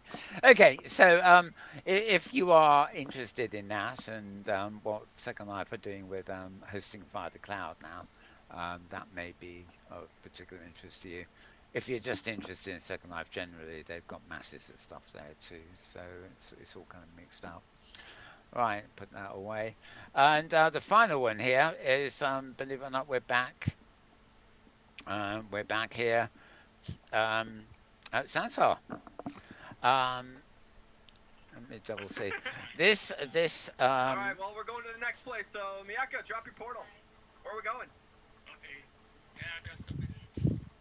this is a weekly World Explorers session number 28, um, which is basically it's like here in Southall, it's the equivalent of OpenSim's what used to be the Hypergrid Safari, where they trot around.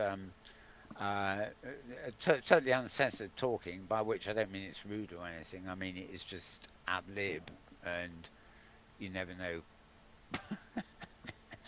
It can be a bit chaotic. People talking over each other, and that sort of stuff. But anyway, the person that publishes this and knows it is Zero Cheese. So that's Zero space cheese, CHEESE. The smelly stuff that you eat sometimes.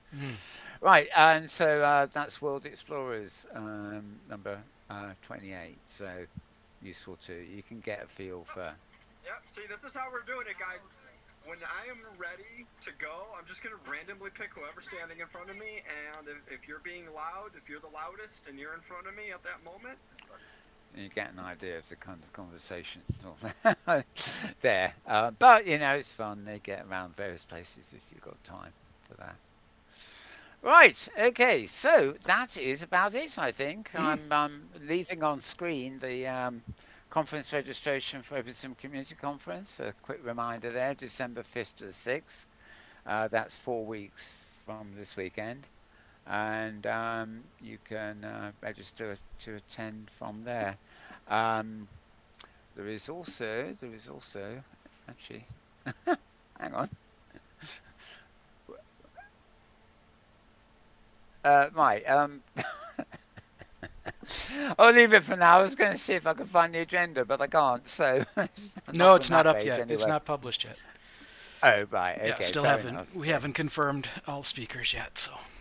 Yeah. Oh, that's true. Actually, the one I referred to is a Google Doc, I think. Mm-hmm. Yeah. Mm-hmm. Okay. So, James, your thoughts on the array of. Well, the one thing that came to mind was thinking about just the term fungible. I think that's going to come up more often, and we probably need to talk about that. But what I understand about fungible is that it's it's being referred to as blockchain, but I think it's essentially something that can't be changed for something else. So, blockchain is it's not connected to a the dollar is connected to the gold standard. The things that we call currency have some kind of value behind them, and I think blockchain is not connected in that way. You can exchange it, on a currency exchange, but it's the currency itself is not backed up by anything that's in the real world, and it can't be changed. It's unique to the holder. So. That's my understanding of fungibility. Does that help? Mel? Uh-oh. I'm not hearing Mel. Let's see if he's in... am I hearing him in Sansar? Mel? Mel? Nope.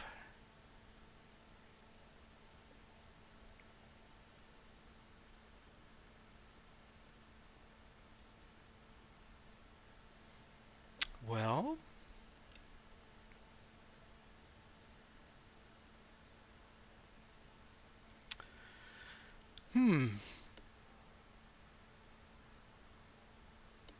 well, I was talking about audio issues with the Upload VR, and I guess we've hit them here ourselves.